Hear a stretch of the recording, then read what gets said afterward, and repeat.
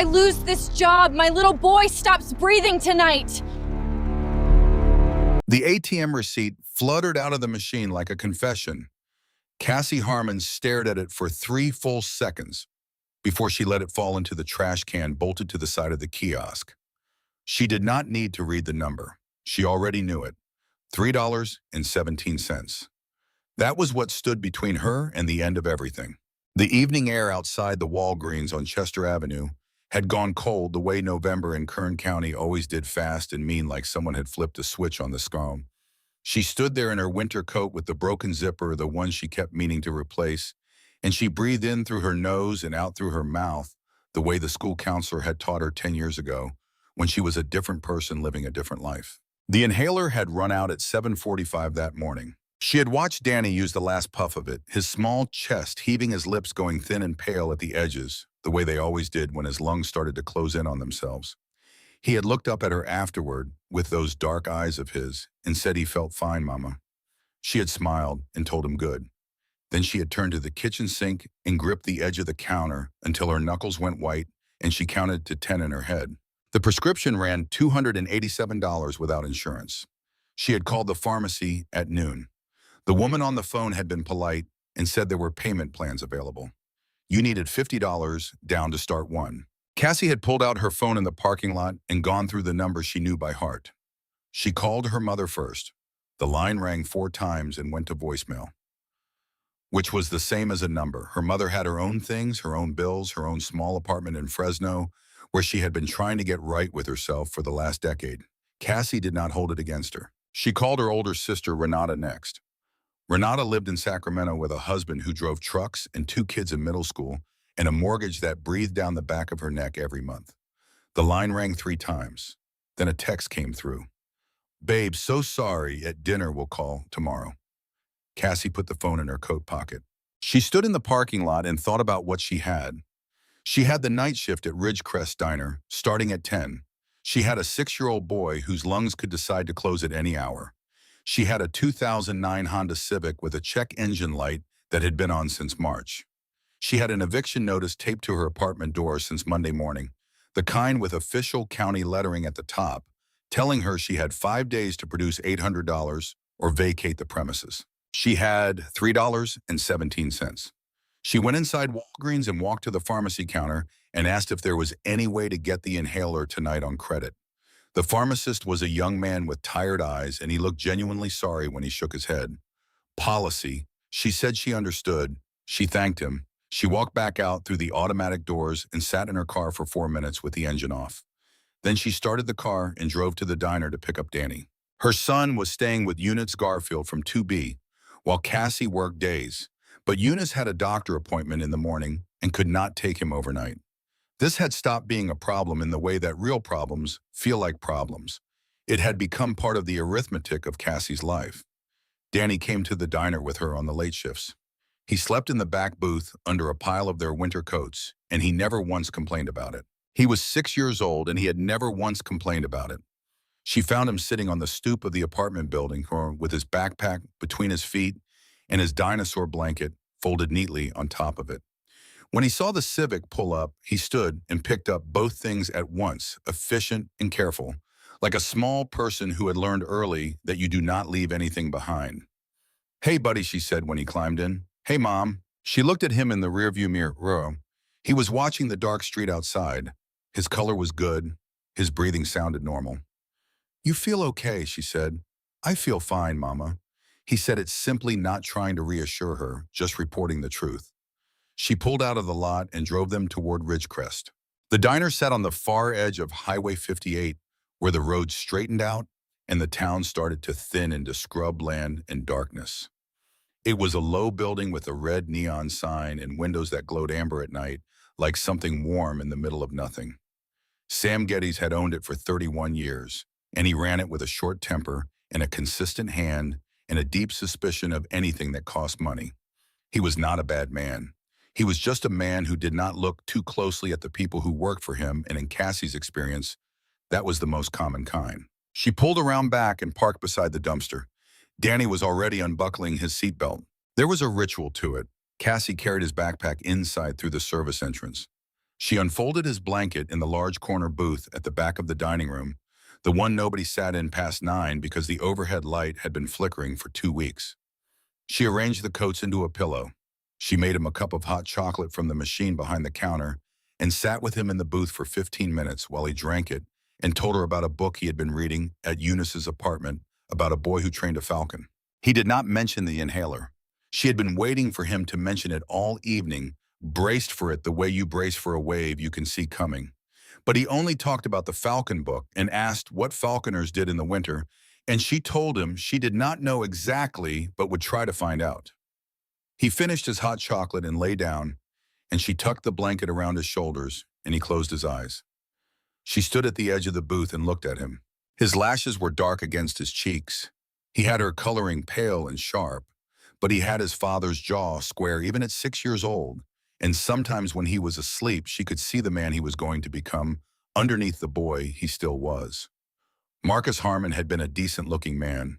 He had also been the kind of person who took $4,200 from a joint account on a Thursday afternoon and left a voicemail saying he needed to find himself. Danny had been 4 years old.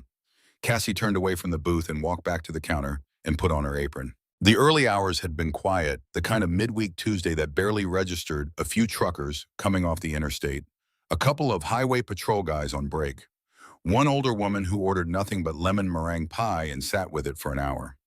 Cassie poured coffee and wiped tables and watched the clock the way you do when you are afraid of what the hours might bring, and also afraid of them running out. By midnight, the place had emptied to 2 truckers at the far end of the counter, nursing their mugs and not talking to each other. Cassie was in the back loading the dishwasher when she heard it. It started as a feeling more than a sound, a low vibration that moved up through the soles of her shoes and into the bones of her feet. Then it became sound, a deep resonant rumble that grew in layers, a single engine that multiplied until the windows of the diner began to tremble faintly in their frames. She came out to the counter and looked through the front glass. One motorcycle had turned off the highway into the lot. It was not the kind of motorcycle you forgot. It was a 1948 Harley-Davidson Panhead, but to call it that was like calling a cathedral a building. The tank was painted the kind of black that had no reflection in it, flat and absolute, and the chrome that remained was polished to a liquid mirror finish that caught the diner's red neon sign and threw it back in fragments. The pipes were raw and loud, and they cut off together with the precision of something tuned for a very long time by someone who understood it completely. The man who swung off it moved the way big men sometimes do when they have spent their entire lives inside a body that size, not with effort, but with weight and certainty. He was past 50, built like a section of bridge cable wrapped in leather and denim, with a beard gone mostly gray and a face that had been used hard by wind and sun and whatever he had put himself through over the decades. A long white scar traced from just below his left cheekbone toward the corner of his jaw. He came through the door, and the bell above it chimed in its cheerful, oblivious way. The 2 truckers at the counter looked harder at their coffee cups. Cassie was already moving around the counter with a menu. "Booth or counter," she said. Her voice came out steady. He looked down at her. His eyes were the color of old creek water, dark and still, and they took in the diner in the way that people take in space as they are calculating exits and angles in the position of every other person in the room. "Corner booth," he said. His voice came from somewhere low in his chest, rough and measured.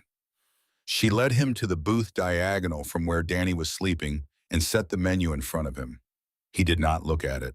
"Black coffee," he said. "Whatever meat you have back there." "Burnt." "Yes, sir."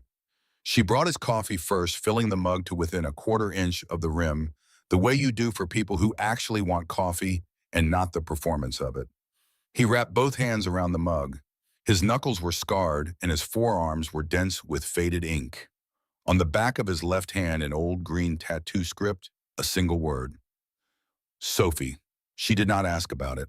She clocked in his order and went back to the kitchen, and while the flat top sizzled, she checked on Danny through the pass-through window. He was still the blanket pulled to his chin, the slow rise and fall of his chest visible even from across the room. When she brought out the plate steak, cooked past any reasonable objection, and 3 eggs done to the same standard, he had placed his phone face down on the table and beside it set out with the deliberate care of someone handling something fragile, a photograph. It was bent at one corner, and the colors had the particular softness that comes from years of handling. She did not stare. She set down the plate. "Your total is $14.50, she said. He reached into the inside pocket of his leather cut and produced a fold of bills. He laid a 50 on the table. "Keep it," he said. "Sir, that is a $35 tip. I cannot." He did not look at the photograph when he answered. He looked at the booth at the back of the diner where Danny was sleeping. "Buy the kid a proper blanket," he said. "The one he has is too thin for November." She felt something move in her chest, not warmth exactly, more like the giving way of something she had been holding rigid for a long time. "Thank you," she said. "Truly." She went back to the counter and slipped the 50 into her apron pocket. Her hands were not quite steady. $35 would not fix any of the things that were broken. But it would buy Danny's medication tomorrow, the emergency dose from the urgent care on Truxton, the one that cost $32 out of pocket for a single rescue inhaler. She looked at the man in the corner booth. He was not eating yet. He was holding the photograph.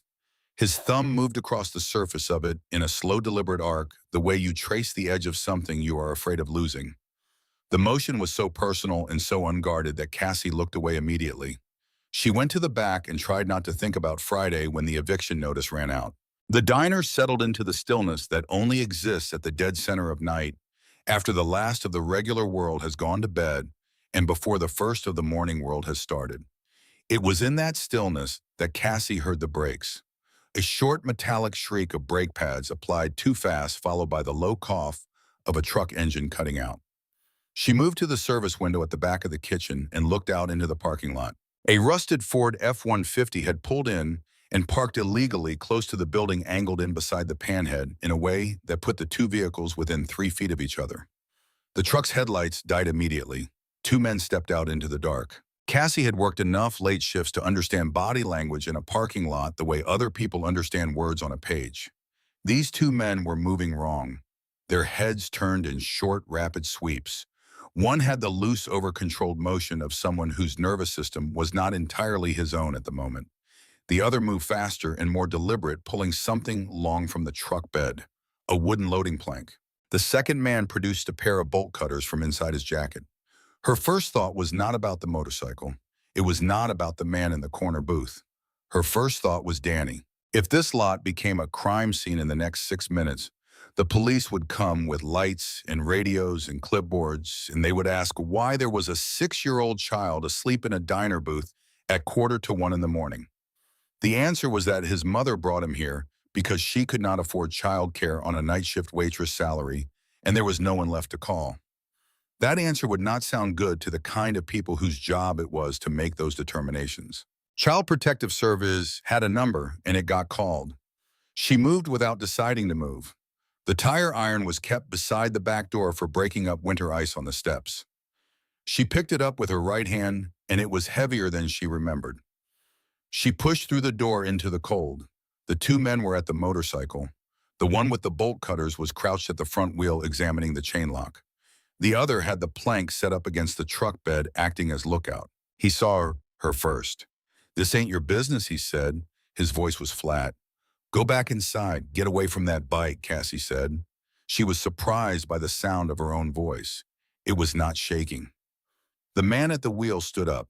He was thin in the way that is not about weight, wiry and taut and coiled, and he looked at her with the expression of someone reassessing a calculation they thought they had gotten right. She stepped forward until she was between them and the panhead, the tire iron at her side.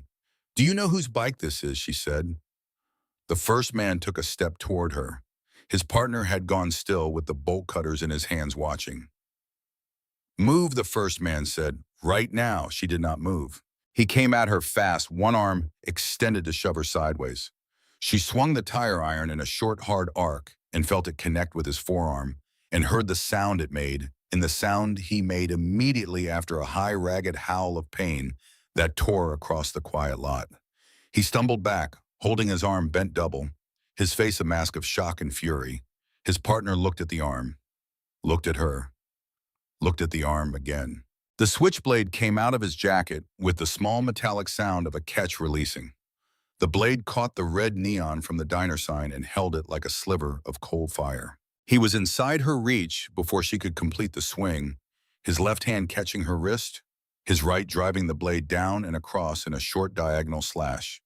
The knife caught the sleeve of her uniform and went through it, and she felt the burn of it before she felt the pain, a line of white heat from the middle of her forearm toward the elbow. She went back against the motorcycle and felt the leather of the seat against her shoulder blades, and her left hand came down instinctively onto the tank to catch herself, and the blood from the cut began to run immediately crossing the back of her hand, falling in slow drops onto the chrome and the black paint of the gas tank pooling in the curve of a surface that had been polished to a mirror finish and kept that way for reasons she would only understand later. The man raised the knife again. The glass door of the diner did not open. It exploded. The sound of it was the sound of something structural giving way a single violent concussion of tempered glass against brick, the door swinging back on its hinges with a force that sent it crashing into the exterior wall and cascading into the lot in a glittering wash of fragments. The voice that followed was not a shout. It was something lower than that and more final. "What do you think you are doing?" The man with the knife froze. Dax Boone stood into the doorway with the light behind him. He had taken off his cut inside.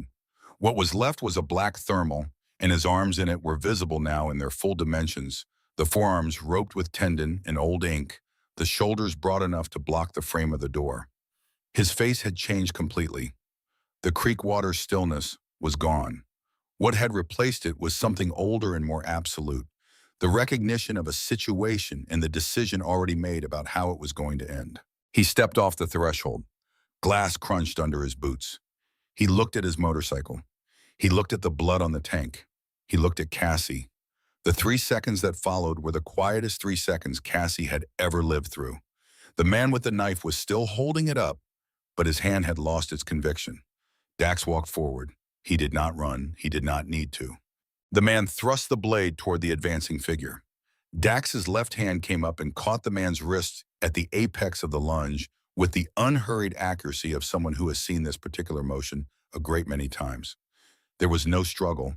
There was a sound, a short, sharp report like a green branch under boot, and then the knife was on the asphalt, and the man was on his knees making a sound that was entirely involuntary. The single punch that followed was not theatrical.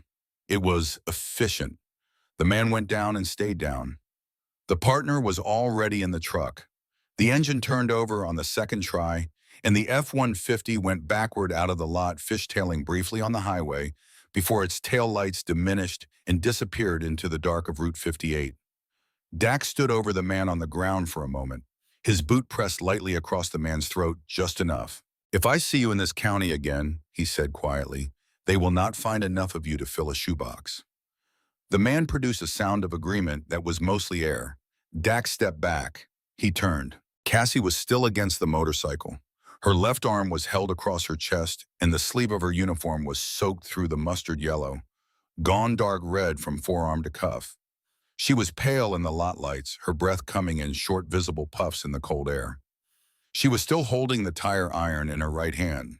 She had not dropped it once. "You are bleeding on my chrome," Dax said. His voice had come down from what it had been. Rough but level, the voice of someone who has made all the necessary decisions and is now dealing with what comes after. "I am sorry," she said. The tire iron finally came down. Her knees did something she had not expected them to do. He caught her before she hit the ground.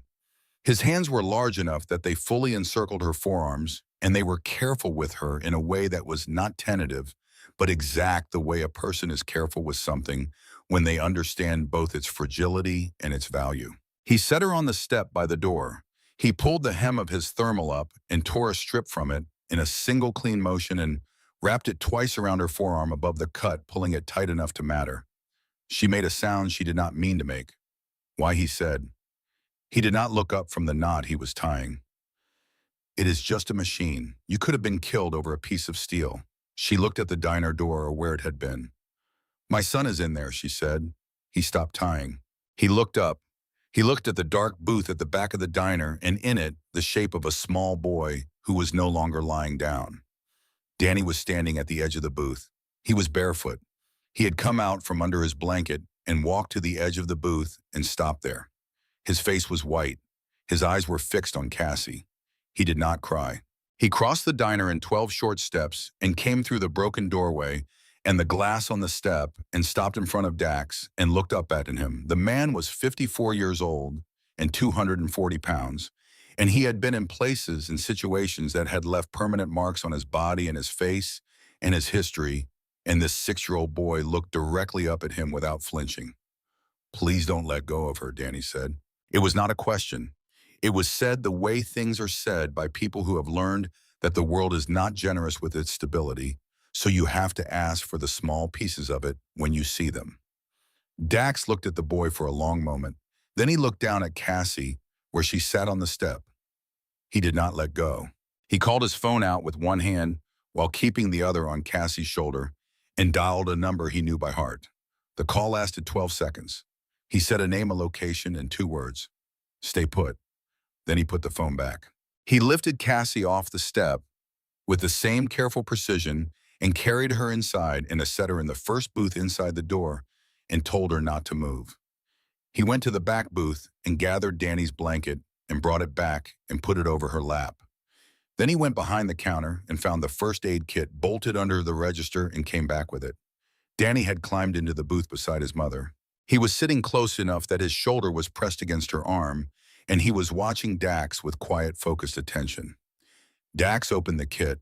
He worked on Cassie's arm without explanation, cleaning the cut with antiseptic from a foil packet, pressing gauze over it, taping it with the methodical patience of someone who has done this before under worse conditions. The cut was long but not deep enough for serious concern, and the bleeding had already slowed with the tourniquet. Cassie sat still through it. The shock was hitting her now in waves, and she was very cold and very tired. And when she looked at her own arm, she felt faintly removed from it, the way you feel when your body has outrun your understanding of events. The sirens became audible around the time Dax was finishing the tape. Danny had not moved from beside his mother, but somewhere in the middle of Dax working on the bandage, the boy had shifted his eyes to the inside pocket of the leather cut where Dax had placed the photograph before coming outside.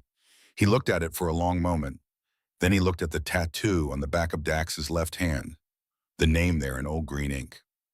Danny looked at it with the careful attention he brought to everything that he wanted to understand. He did not ask about it yet. He filed it away. The paramedics arrived and the diner filled with people who had things to do and procedures to follow. One of them tried to separate Cassie from Danny to work on her arm, and Danny moved 2 inches closer to his mother and did not budge, and eventually the paramedic worked around it. Dax stood against the wall while they worked. When they had Cassie stabilized and were discussing transport options, she said she could not afford the ambulance. Dax said from the doorway that she pays nothing. He said it once and did not repeat it, and the paramedic wrote something on his clipboard. A younger man on a motorcycle had arrived quietly in the lot outside, sent by whatever call Dax had made earlier. He was leaning against his bike, watching the flashing lights with careful neutrality. Dax looked at him through the broken door. "Watch the bike," Dax said. The young man nodded once and did not speak. The ambulance left at 1:47 in the morning.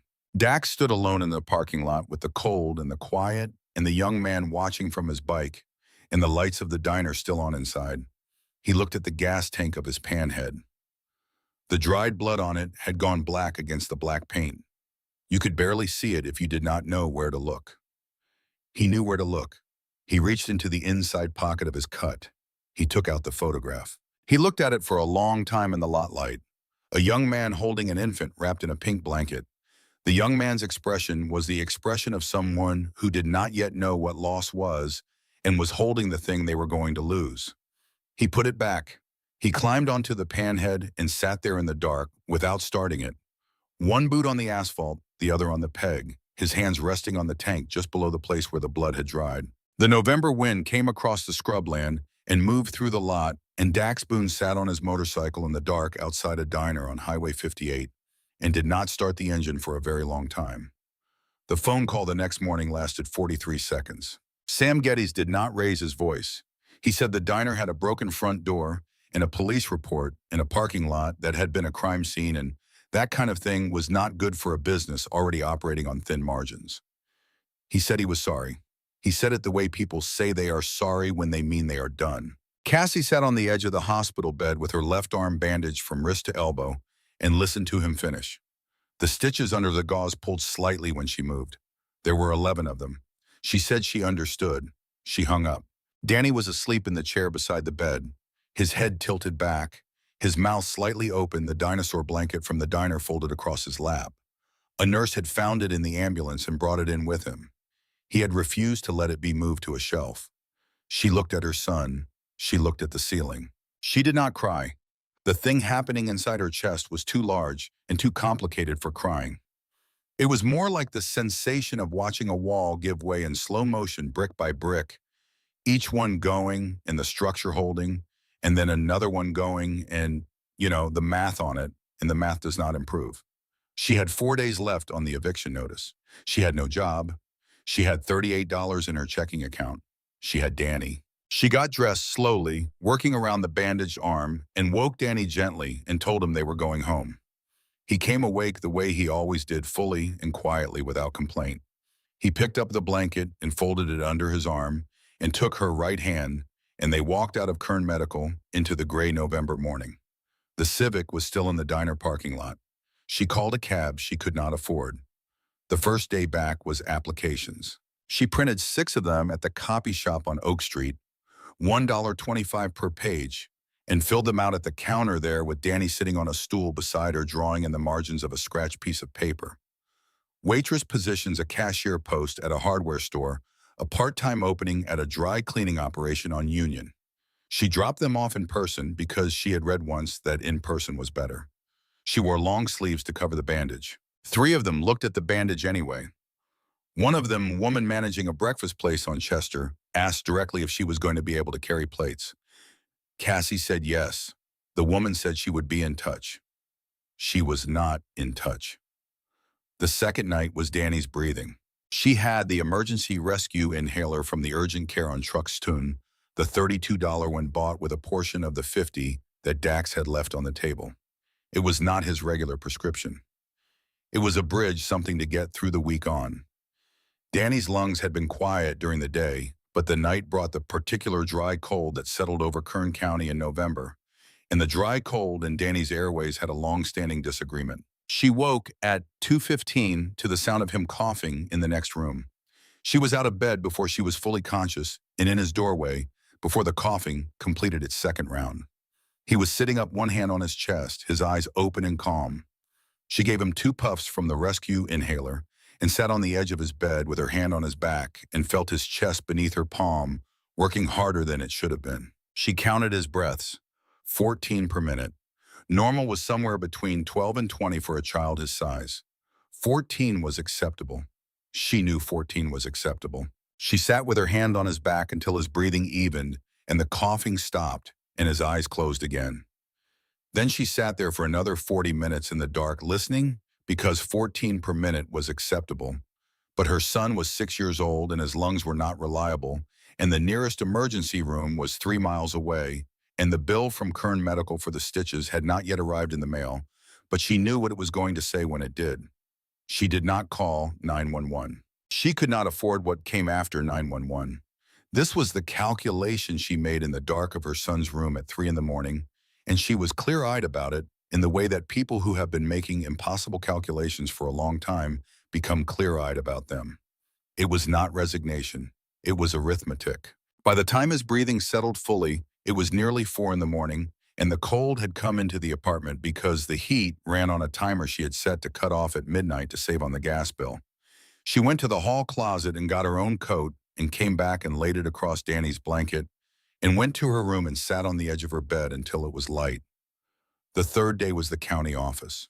The Family Resource Center on Flower Street had a waiting room with plastic chairs in a color that might once have been green.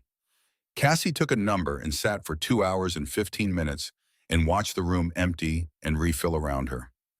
Danny had a library book in his lap about birds of prey, and he read it with the focused attention he brought to everything and asked her once if she wanted him to explain about the wing structure of a red-tailed hawk, and she said, "Yes, please." He explained it carefully and completely. When her number was called, the caseworker was a thin man in his late 30s named Patterson, who had the expression of someone who had been delivering the same news to different people for long enough that the news and the person delivering it had become the same thing. He listened to her situation. He typed things. He told her the emergency housing assistance waitlist was currently at 19 days minimum. He told her about the supplemental nutrition program.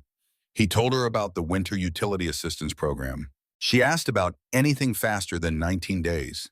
He said there was nothing faster than 19 days. She thanked him. She got up.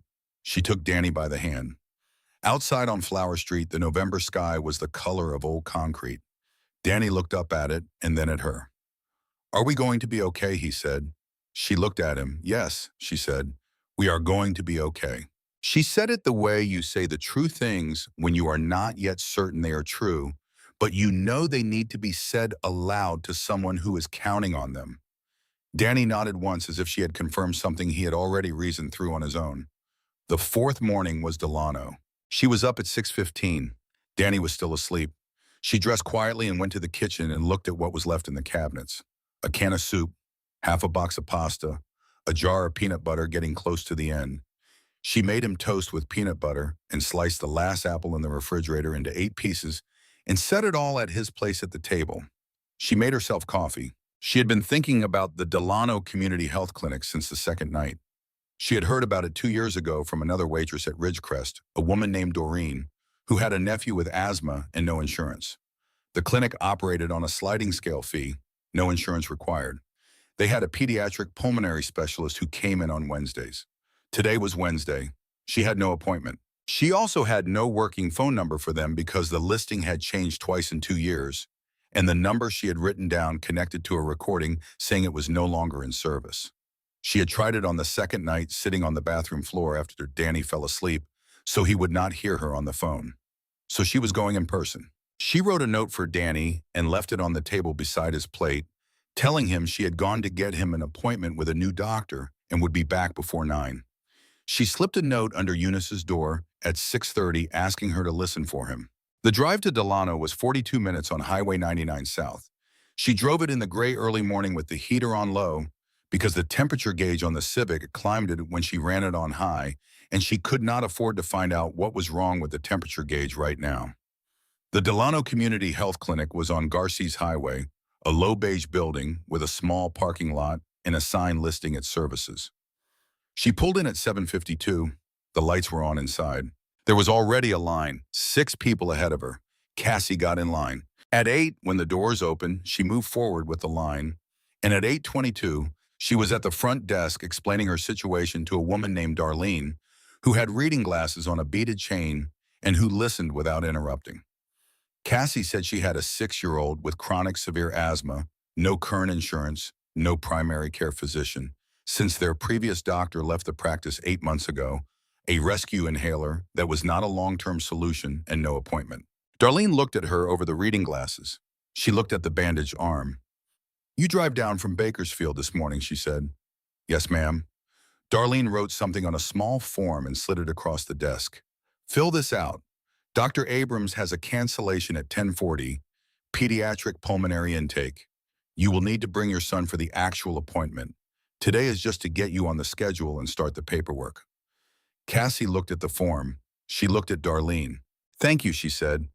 She meant it in a way that was hard to fit inside 2 words. She filled out the form standing at the counter with precise small handwriting and did not leave any fields blank. She drove back to Bakersfield with the appointment card in her coat pocket.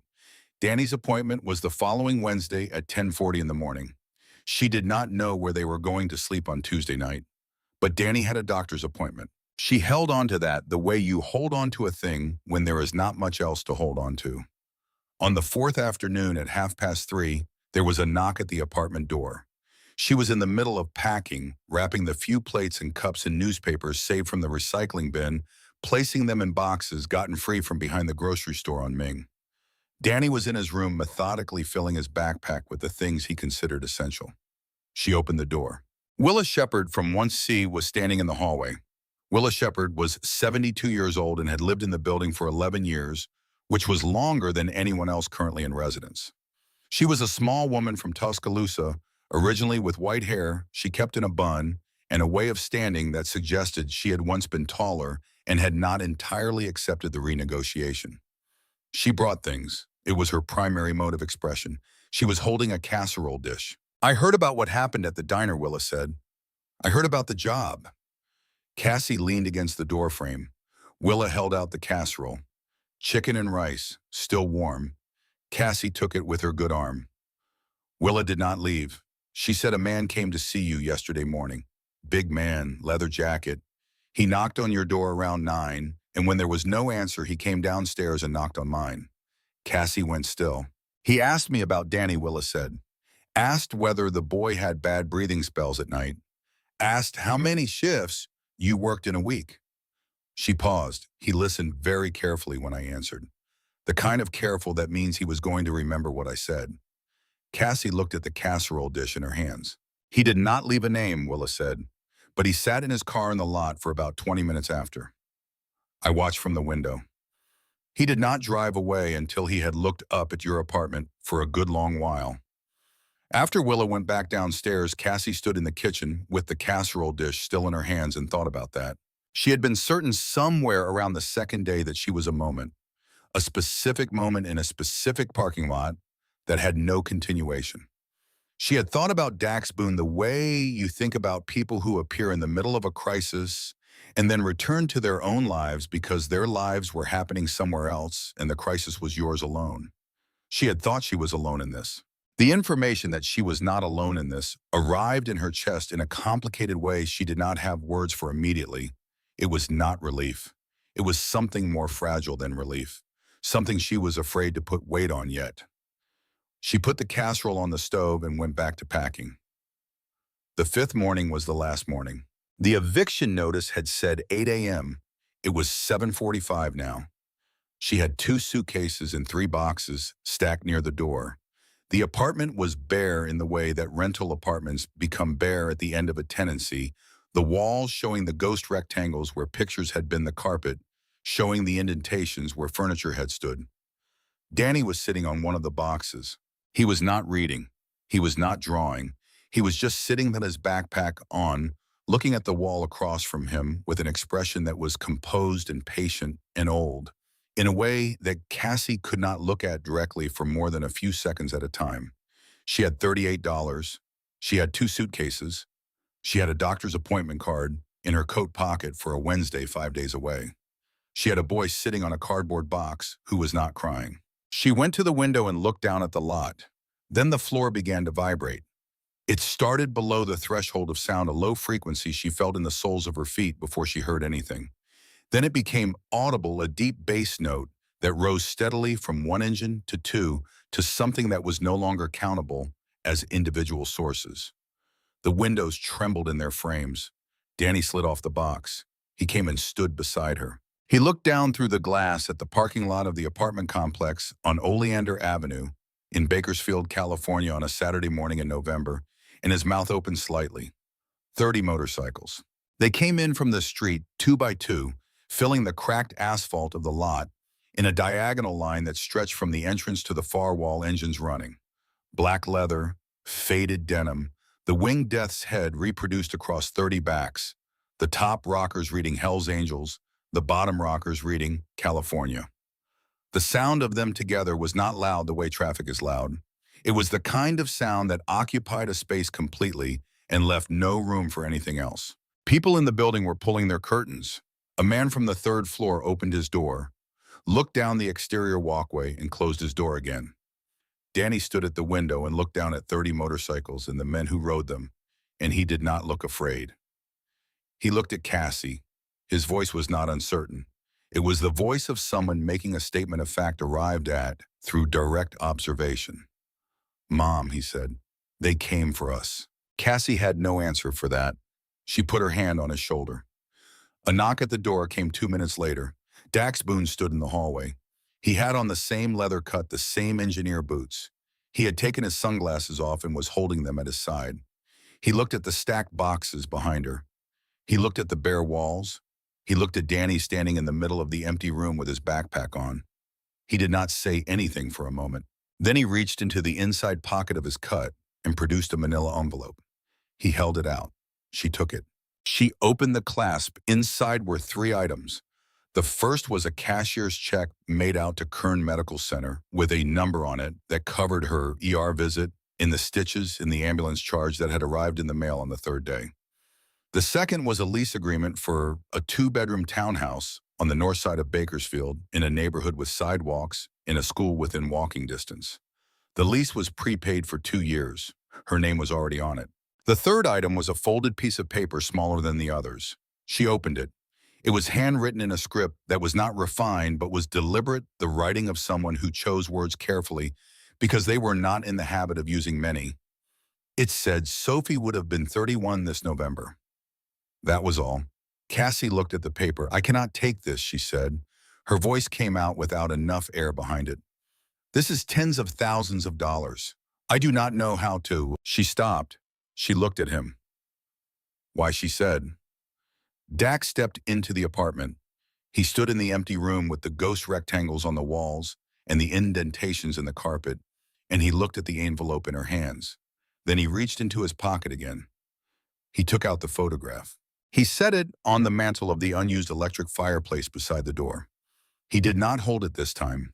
He just set it down and stepped back, and for the first time Cassie could see it fully, the young man in it, and the infant wrapped in a pink blanket, and the expression on the face of the young man, which was the expression of someone who did not yet know what loss was and was holding the thing they were going to lose. Her name was Sophie, Dax said. His voice was level. It had the quality of something rehearsed, not because he was performing it, but because the only way to say certain things out loud, that is to have said them in your head many times first building a road to them.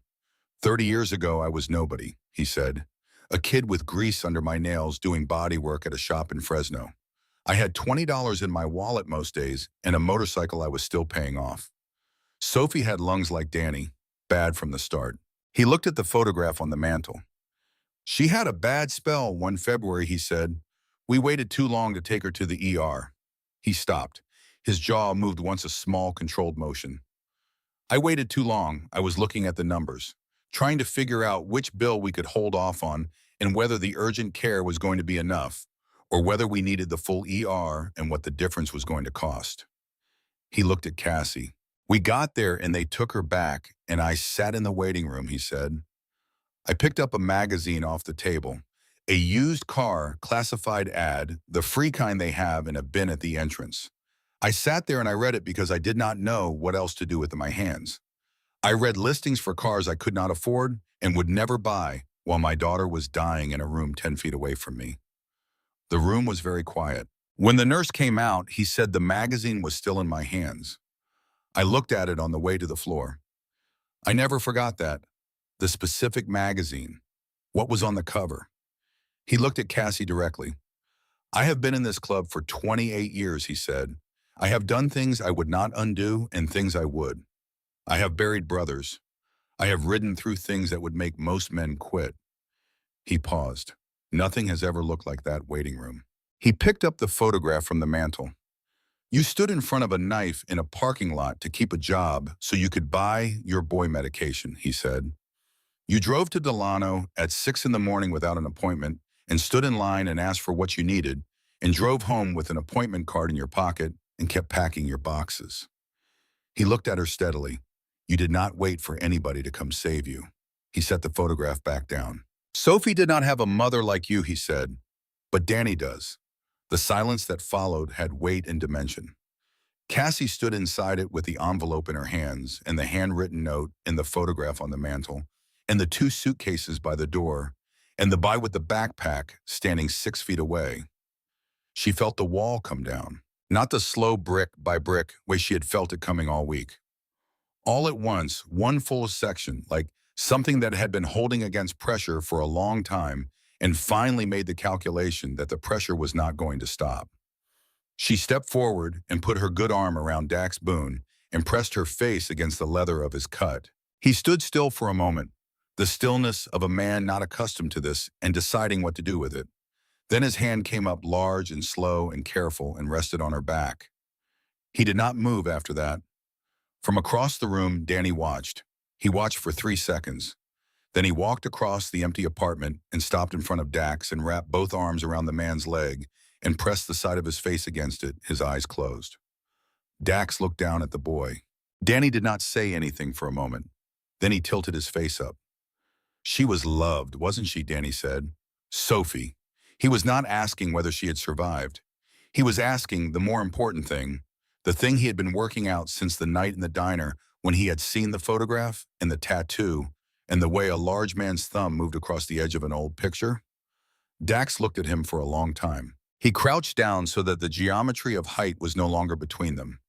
He put his hand on top of Danny's head, flat and gentle, the scarred palm covering the crown of the boy's skull, the way you cup something you do not want to break.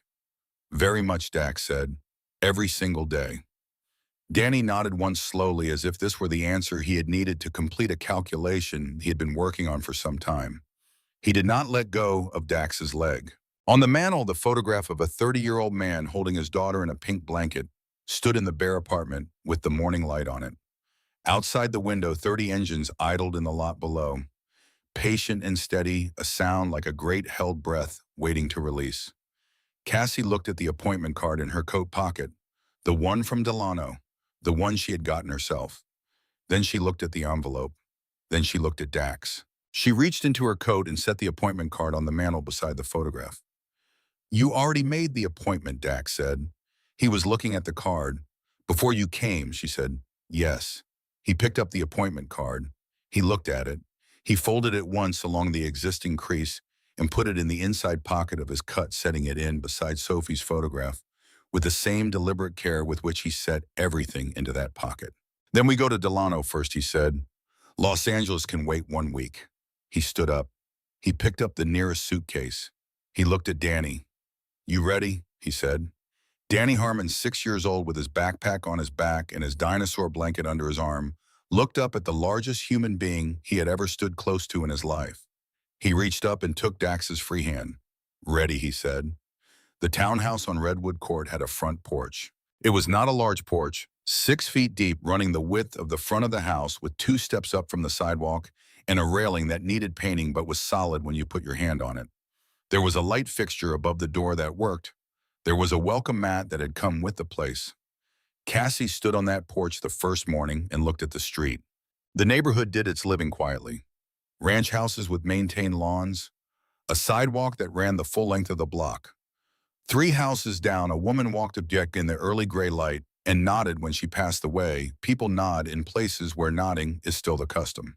Danny came to the door behind her. He had his socks on and his dinosaur blanket around his shoulders. He looked at the street. He looked at the porch railing. He gripped it with both hands and tested it methodically without drama. It holds, he said. It does, Cassie said. He went back inside to finish his cereal. She stayed on the porch a moment longer. Danny's room had a window facing the backyard where a single oak tree stood near the fence, bare now but structured in a way that promised something in spring. When they brought his things in on that first Saturday afternoon, he had walked to the center of the room and turned a slow circle, looking at each wall, the way a person orients themselves in a new space when they intend to stay in it. He had asked if he could put a nail in the wall. She had said yes.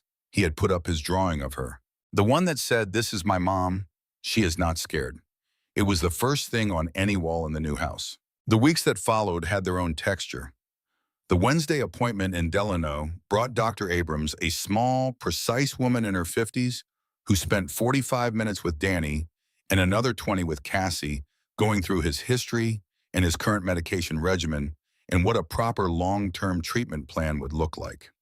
She used the words suboptimal management not as a criticism, but as a clinical description of what a child with Danny's condition had been living with, and somehow that made it worse and better at the same time. She prescribed 2 medications.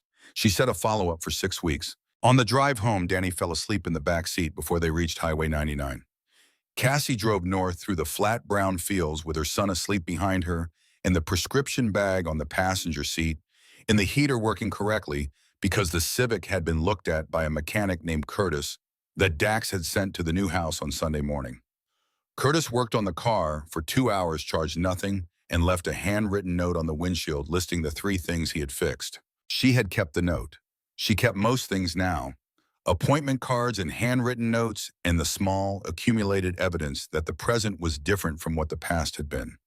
She kept them in a small box on the kitchen counter. Dax came to the house on Thursday evenings mostly. He did not announce it. He arrived around 6, sometimes with food from a barbecue place he favored on the south side, sometimes without. He sat at the kitchen table and drank coffee and talked in his measured way about practical things.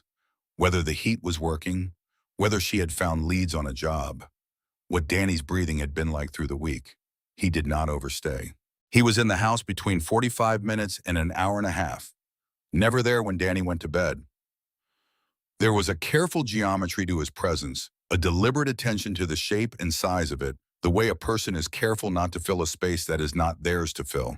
Danny watched him the way he watched everything, with the full, unself-conscious attention of a child who has not yet learned that watching closely is considered impolite.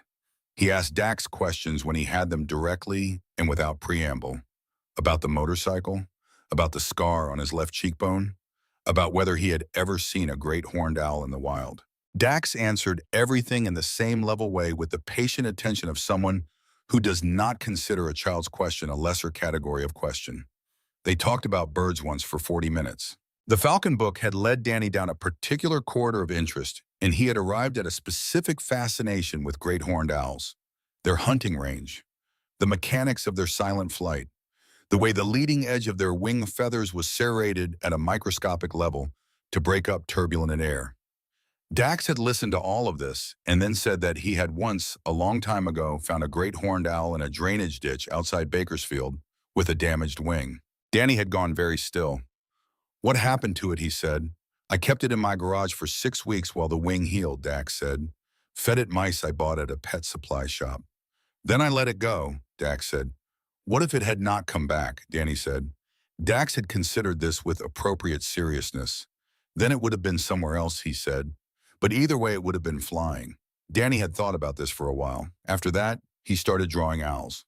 He drew one and left it on the kitchen table one Thursday evening after Dax had gone.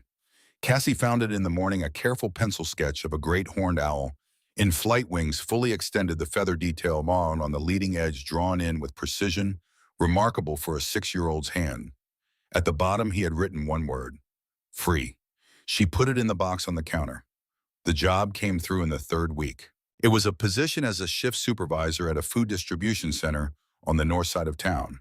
The work was physical and the hours were early, and the pay was better than the diner by $4 an hour, with benefits that included health insurance covering dependents. She had applied for it on the 2nd Monday in the new house. She had driven to the facility and asked to speak to a hiring manager and been interviewed on the spot by a woman named Sandra, who was direct about what the job required. Sandra had looked at Cassie's work history without comment and asked if she had any issue with early mornings. Cassie said she had been waking before dawn for years. Sandra said start Monday. She told Dax on Thursday. He said good. He said it the way he said most things, without elaboration. But she had come to understand his registers by then, and good said in that particular way meant something more than the word. She asked him once on a Thursday in December, when Danny was in his room and the kitchen was quiet, how he had known to come that Saturday morning. She meant how he had known the scope of it, the eviction, the boxes, the exact hour. He was quiet for a moment. "Willis Shepard," he said. "She called a number I left with her." "You left her a number," Cassie said. He drank his coffee. "In case," he said. She thought about that. The words "in case" containing inside them the entire architecture of what he had done, the week of watching and listening and preparing for a morning he was not certain would come, but had made himself ready for anyway. After a while, he said, "I was not going to let the math win." "The math," she said. "The calculation," he said. "The one you do at 3 in the morning when the numbers do not work and you decide not to call the ambulance because of what comes after." He looked at his hands on the table. "Sophie died because of that calculation. Her mother and I were young and the numbers were real, and we made the calculation that most people in that situation make." He paused. It was always going to be the wrong calculation. She reached across the table and put her hand over his for a moment. He looked at her hand. He did not move. After a moment, she took her hand back and stood up and refilled his coffee cup without being asked. He stayed an extra 20 minutes that Thursday. The 6-week follow-up with Dr. Abrams came in mid-December. She drove Danny south on 99 in the early morning, and they listened to a nature program on the radio that Danny had discovered, occasionally updating Cassie on particularly significant facts in the tone of someone transferring information they considered important. Did you know that peregrine falcons dive at over 200 miles an hour, he said. I did not know that, she said. They have special structures in their nostrils to manage the air pressure, he said, so they do not suffocate from the speed. Smart birds, she said. Extremely, Danny said. Dr. Abrams weighed him and measured him and listened to his lungs for a long time with the stethoscope moving it across his back with careful precision while Danny sat patient and still on the examination table. She looked at Cassie. His airway reactivity has improved measurably from the baseline we established, she said. The inflammation markers are down. He is responding well. On the drive back north, Danny was in a processing quiet, the kind he went into when he was working something through. Mom, he said. Yes. Is the doctor going to keep making me better? That is the plan, she said. He thought about this. I think Dax needed to help us, he said. Not just because he wanted to. He said it with the directness of someone reporting an observation tested from multiple angles. She watched the road. What do you mean, she said. I think he was sad for a long time, Danny said. I think helping us made some of the sad smaller. She was quiet for a moment. I think you might be right, she said. Danny nodded once satisfied. He went back to looking out the window at the fields. On a Thursday in December, Dax arrived at 6 with the barbecue, and they ate at the kitchen table. Danny told him about the peregrines and their nasal structures, and Dax listened and asked the right questions. And Danny corrected him once on a point of aerodynamic anatomy, and Dax accepted the correction without comment. After dinner, Danny went to his room. He came back 5 minutes later carrying two things. The first was the owl drawing, the careful pencil sketch with the word free written at the bottom, the one he had left on the kitchen table weeks ago. He set it on the table in front of Dax. Then he went to the hallway and came back with the second thing.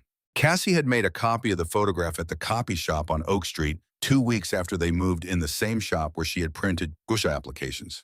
She had put it in a small frame from the discount store, the plain kind, with a brass-colored edge. She had kept it in her coat pocket, carrying it through the days, waiting for the right moment to understand what to do with it. Danny set the framed photograph on the table beside the owl drawing, Sophie in the pink blanket, and the owl wings fully extended, the word free beneath it. 2 pictures on a kitchen table in a house on Redwood Court in November. Dax looked at both of them for a long time without speaking. Danny sat down in the chair beside him.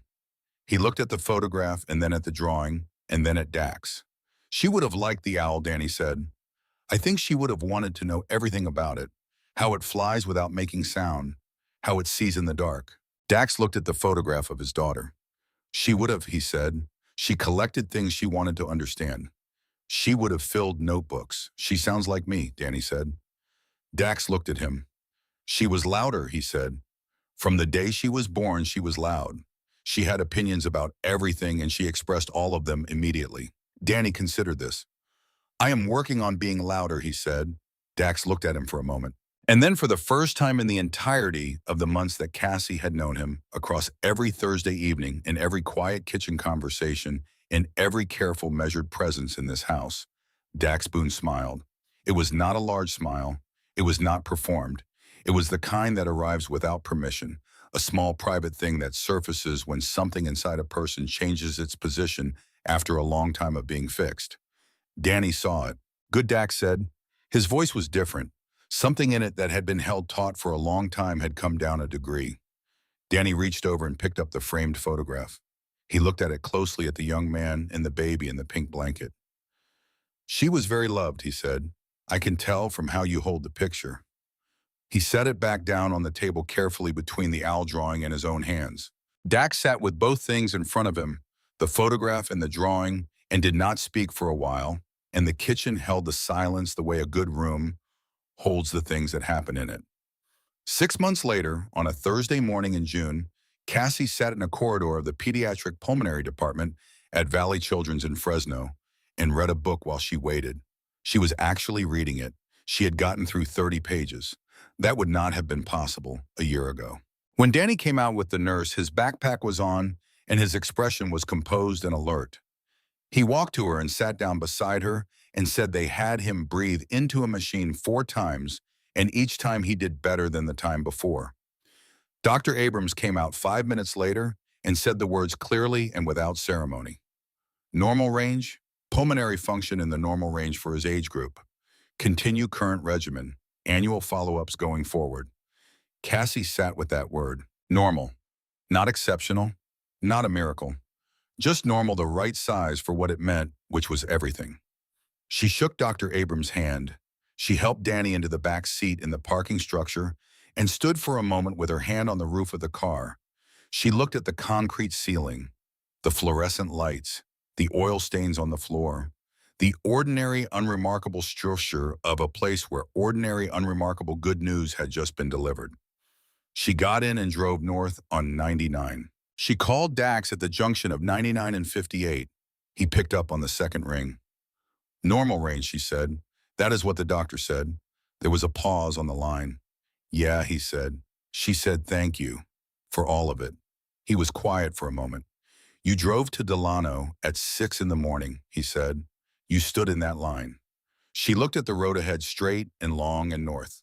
We both did, she said. He did not argue with that. In the backseat, Danny said, Mom, there is a red-tailed hawk on that fence post. She looked. She saw it. Large and still on the post at the edge of the field, its chest toward the road, its head turned slightly away, watching something in the grass beyond the fence, with the absolute focused patience of something that has all the time it needs and knows exactly what it is waiting for.